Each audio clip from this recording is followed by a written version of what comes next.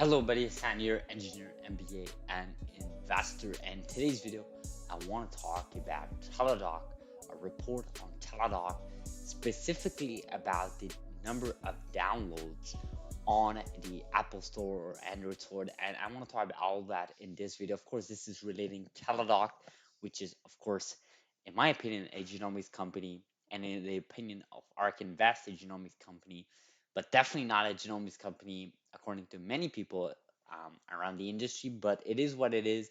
But I am, of course, following this company closely. I've posted quite a few videos on Teladoc, especially in the month of May, June, when we saw a lot of action with Teladoc, especially their goodwill impairment charge that they had to release, not in the latest quarter earnings, but the one before that, which hurt them really bad at the end of April, if I recall. So there's this report here. I saw this tweet from Dylan here, and I think Dylan, of course, shout out to Dylan. He's one of the big proponents for Teladoc. I've seen Dylan do a lot of good work in this space, talking about Teladoc, publishing these articles, these research papers about Teladoc. And in this case, he tweeted, uh, BetterHelp downloads picking up speed. Downloads for Livinggo are supposedly stagnant, which conflicts with Piper Sandler note a month ago saying they were accelerating. I guess we'll come to see Q3 ER. So obviously, BetterHelp is a subsidiary of Teladoc.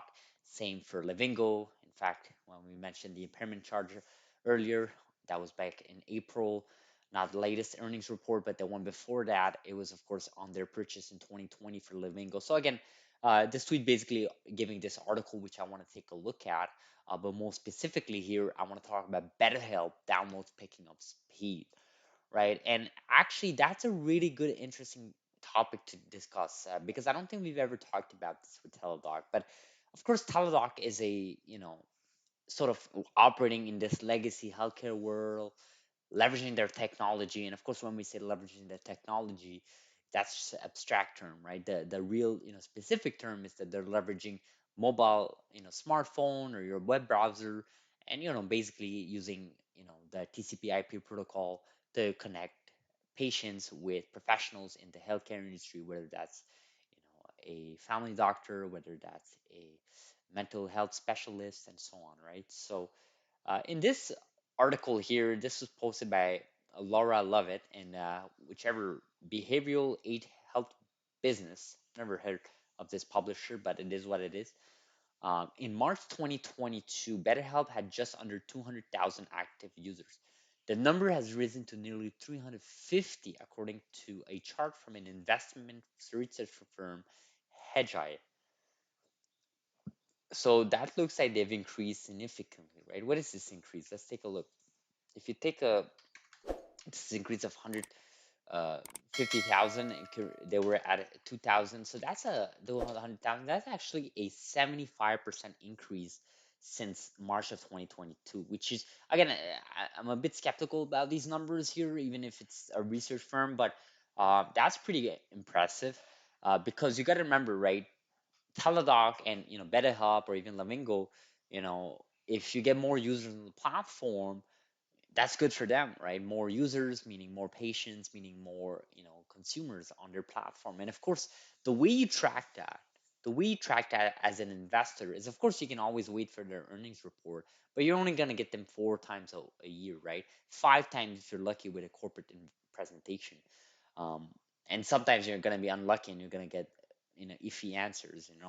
But if you can track the app downloads, which you can actually do on iOS and on Android, there's many firms using technologies there to track app downloads. Actually, for software companies like social media platforms and especially social media platform, you see that a lot with them. But even trading apps like Robinhood and even like finance app like Square and Block and PayPal, Venmo, and so on, you can actually track the number of downloads of apps. And of course, with that, you can sort of extrapolate, how many users you're growing over time. Now, does that mean their business has grown 75%? Absolutely not. That's not how this metric works, right? What it means is now you have 75% more devices that downloaded this app. Is it 75 more people, or is it same people downloading the same app on different devices? Because obviously people have more one device, right? I have one iPhone here, I have an Android phone, We have an iPad at home. I have my computer. There's so many devices at this point, right? And one individual can have like 3 to 5 devices easily. So I wouldn't say there's 75% more users that downloaded the app, but I would definitely say there's 75% more apps downloaded compared to a certain period of time. At least that's what this research paper, well, rather research article, I would rather say, that is stating from that research firm. So actually, there was a BetterHelp actually in their latest earnings report. They sort of had some disappointing results, and the CEO of their Teladoc said smaller digital health startup for BetterHelp disappointing advertising yield rate. We still see smaller private competitors pursuing what we believe are low and or no return customer acquisition strategies to establish market share. Although we do not see this sustainable, it's difficult to predict how long this dynamic may continue, right? So I think that's one of the challenges. And I remember mentioning that in one of our quarterly reports, if I recall. Maybe not, but uh, overall, digital interest in mental health app is on the decline. In fact, mental health app downloads have declined by more than 30% since January 2021.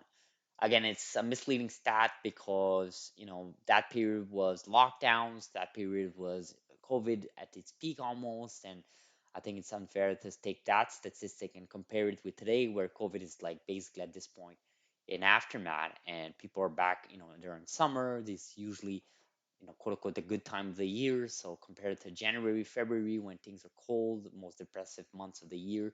And of course, you're comparing a macro event that was devastating. So again, that statistic I would take a grain of salt. But I find it funny here that the hedge eye analyst did not immediately respond to an interview request from BHB. I would not even write an article if they start declining interviews or start ignoring you, in my opinion. But whatever.